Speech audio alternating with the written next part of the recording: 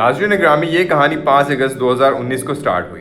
भारत ने अचानक आइन का आर्टिकल 370 और 35 से ख़त्म कर दिया, जिसके बाद मकबूजा जम्मू और कश्मीर का खसूसी स्टेटस भी ख़त्म हो गया और गैर कश्मीरियों को मकबूजा कश्मीर में जायदादें खरीदने की इजाज़त भी मिल गई। ये पाकिस्तान और कश्मीरियों के लिए काबिल कबूल नहीं था। लिहाजा पाकिस्तान ने भारत से हर किस्म के ताल्लुकात मुनक़ते कर दिए और आलमी सतह पर शदीद एहतजाज शुरू कर दिया। ये इस खित्ते का पहला अहम वाक़या था और दूसरा अहम वाक़या 16 जून 2020 को पेश आया। चीन ने लद्दाख की गलोन वैली में अपनी फ़ौज दाखिल कर दी और भारत के 38,000 मुरबा किलोमीटर इलाके पर कब्जा कर लिया। झड़पें शुरू हुई और भारतीय फ़ौज को शदीद नुकसान उठाना पड़ा। नाज़रीन, चीन दिफाई लिहाज से भारत से 10 गुना बड़ा मुल्क है। भारतीय हुकूमत परेशानी में पाक भारत सरहद से अपनी फ़ौजें इंडिया और चाइना बॉर्डर पर शिफ्ट करने पर मजबूर हो गई।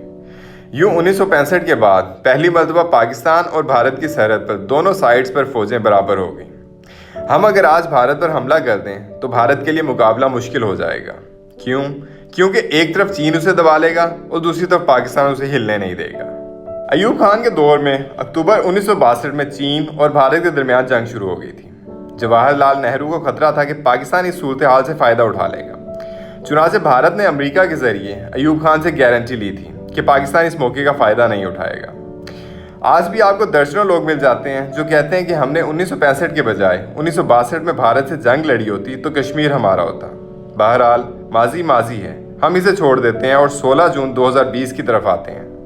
चीन ने ना सिर्फ इंडो चाइना बॉर्डर गर्म कर दिया बल्कि अपनी फ़ौज का बड़ा हिस्सा भी वहाँ शिफ्ट कर दिया, जिसके बाद भारत भी अपनी फ़ौजें, तोपें, मिसाइल और टैंक शुमाल में ले जाने पर मजबूर हो गया। ये सूरत हाल पाकिस्तान के लिए आइडियल थी। भारत के दिफाई तज्ज़ियाकारों का ख्याल है कि चीन ने पाकिस्तान को सपोर्ट देने के लिए अपनी फ़ौजें हमारी सरहदों पर बिठाई हैं और हमारे पास अब दो ऑप्शन हैं। हम पाकिस्तान के साथ साथ चीन से भी लड़ना शुरू कर दें या फिर हम चीन और पाकिस्तान दोनों या किसी एक मुल्क के साथ अपने ताल्लुकात ठीक कर लें। भारत को दूसरा ऑप्शन सूट करता है। क्यों? क्योंकि भारत में कश्मीर और मिज़ोरम दो अंदरूनी फ्लैश पॉइंट्स हैं। इंडिया की आधी फ़ौज वहाँ तैनात है और आधी पाकिस्तानी सरहद पर, और अब अगर चीन से भी जंग छेड़ लेता है तो माशी तौर पर तबाह हो जाएगा।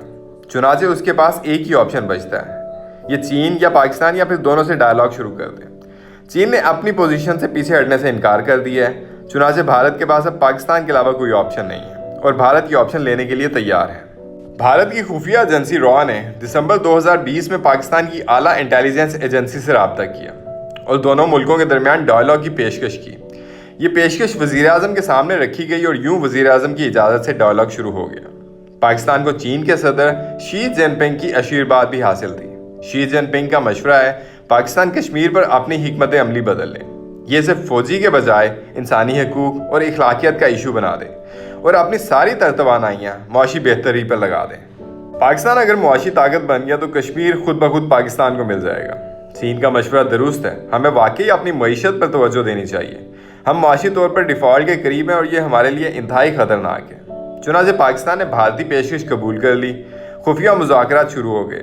2 माह तक दोनों एजेंसियां मुज़ाकरात करती रहीं। दुबई में मुलाकातें भी हुईं। फिर भारत के national security adviser Ajit Doval भी मुज़ाकरात में शामिल हुए और 3 फैसले हो गए। पहला फैसला, दोनों मुल्क किसी यूरोपीय मुल्क या अमेरिका को मुज़ाकरात में शामिल नहीं करेंगे। ये मुज़ाकरात सिर्फ और सिर्फ पाकिस्तान और भारत के दरमियान में होंगे और कोई तीसरा फ़रीक इसमें शामिल नहीं होगा। दूसरा फैसला, भारत आर्टिकल 35 से वापस लेगा और पाकिस्तान 370 के इखराज को कबूल कर लेगा। और तीसरा फैसला, दोनों मुल्क सियाहत, तजारत, राहदारी, सियाचिन, सरक्रेक और सरहदी मसाइल के हल के लिए वर्किंग ग्रुप्स बनाएंगे और ये ग्रुप्स फैसले करेंगे और इन फैसलों पर अमल दरामद शुरू हो जाएगा। और इस बार दोनों मुल्कों में कुछ भी हो जाए लेकिन ये ग्रुप्स नहीं टूटेंगे और मुज़ाकरात भी जारी रहेंगे। दोनों मुल्क कश्मीर पर 3 साल बाद मुज़ाकरात शुरू करेंगे। ये फैसला भी हुआ कि भारत ताल्लुकात का आगाज़ करेगा और पाकिस्तान उसका मस्बत जवाब देगा।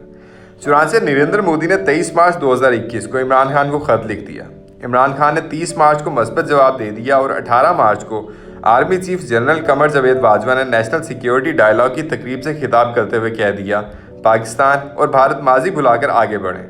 पाकिस्तान ने अगला कदम उठाते हुए 31 मार्च को भारत से तजारत खोलने का ऐलान भी कर दिया। यह ऐलान कौम के लिए हैरान कुन था। हुकूमत पर दबाव आया और हुकूमत ने अगले दिन ये ऐलान वापस ले लिया, लेकिन ऐलान की वापसी के बावजूद मुज़ाकरात का सिलसिला जारी रहा। अब भारत की तरफ से हाथ बढ़ाया जाएगा और पाकिस्तान ये हाथ ज़रूर थाम लेगा और यूँ किसी भी वक्त पाकिस्तान और भारत के दरमियान मुज़ाकरात शुरू हो जाएंगे। میں یہاں یہ بھی بتاتا چلوں، ان مذاکرات کے معاملات میں فوج اور سول حکومت دونوں 50 سال بعد ایک پیج پر ہیں۔ Army chief general Qamar Javed Bajwa اپنی ریٹائرمنٹ اور عمران خان اپنی مدت پوری ہونے سے پہلے پاکستان اور بھارت کے تعلقات کو نیا موڑ دینا چاہتے ہیں۔ یہ یورپ کی طرح دونوں ملکوں کی سرحدیں کھولنا چاہتے ہیں اور یہ خواہش غلط نہیں۔ ہمارے پاس بھارت سے تعلقات ٹھیک کرنے کے سوا کوئی چارہ نہیں ہے۔ لڑائی دنیا کے کسی بھی مسئلے کا حل نہیں ہوتی، مسائل کا حل ڈائیلاگ ہی ہوتا ہے، اور پاکستان اور بھارت نے 73 سال بعد بہرحال یہ حقیقت مان لی ہے۔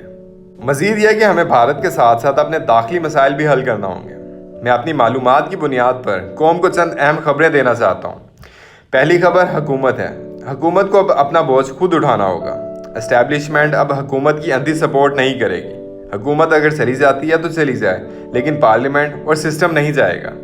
دوسری خبر، حکومت اور اپوزیشن کی پارلیمانی کمیٹی بن رہی ہے۔ کمیٹی میں تمام سیاسی جماعتوں کی نمائندگی ہوگی، اور یہ committee NAB, election reforms, NFC awards, 18ویں ترمیم، بلدیاتی اداروں، جوڈیشل اور معاشرتی ریفارمز کرے گی۔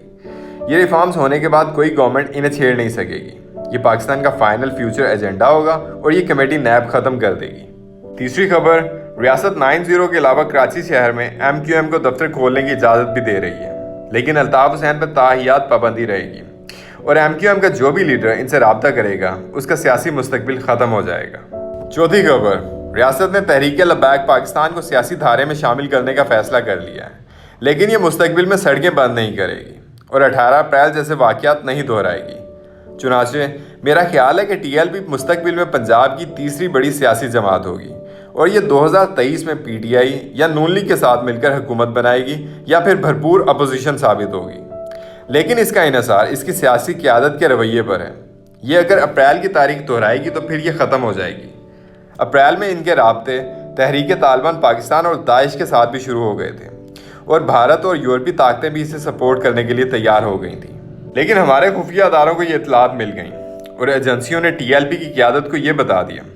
قیادت نے اگر اس وارننگ کو سیریس لے لیا تو TLP ایک بڑی سیاسی فورس بن جائے گی، ورنہ یہ ختم ہو جائے گی۔ اور آخری خبر، پاکستان نے طالبان کو امریکہ کے ساتھ بیٹھنے اور افغانستان کے مستقبل کی حکومت میں شامل ہونے کے لیے راضی کر لیا۔ طالبان اگر اس بار وعدے سے مکریں گے تو پاکستان ہمیشہ کے لیے ان کا ساتھ چھوڑ دے گا۔ بھارت نے بھی پاکستان کو گارنٹی دی ہے کہ یہ طالبان کو مستقبل میں ہمارے خلاف استعمال نہیں کرے گا۔ پاکستان نے اسے صاف بتا دیا ہے کہ اگر ایسا ہوا تو پاکستان بھی اپنے گھوڑے کھول دے گا۔ چنانچہ میں اگر کہوں کہ پاکستانی سیاست اور ریاست میں اگلے 6 ماہ بہت اہم اور تاریخی ہیں تو یہ غلط نہیں ہوگا۔ پاکستان کی اندرونی اور بیرونی دونوں پالیسیاں 180 درجے پر بدل رہی ہیں، لہٰذا عوام کو روز نئی خبر ملے گی۔ لیکن کیا یہ خبریں وزیر اعظم عمران خان کے لیے مفید ثابت ہوں گی؟ اس کا فیصلہ وزیر اعظم کا نصیب کرے گا۔ یہ اگر خوش نصیب ہوئے تو یہ تمام کامیابیاں ان کی جھولی میں آ جائیں گی اور یہ خطے کے تاریخی لیڈر ثابت ہوں گے، ورنہ دوسری صورت میں 3 وزیر اعظم لائن میں کھڑے ہیں۔ ناظرین گرامی، آج کے لیے اتنا ہی۔ امید کرتا ہوں کہ ہماری یہ سٹوری آپ کو بہت پسند آئی ہوگی۔ آپ لوگوں سے مزید التماس ہے کہ جن لوگوں نے ہمیں بھی جوائن کیا ہے وہ ہمارے اس چینل کو اور اس ویڈیو کو اپنے دوستوں، گرد و نواح کے لوگوں اور رشتہ داروں میں سوشل میڈیا اور واٹس ایپ کے ذریعے ضرور شیئر کیجیے گا۔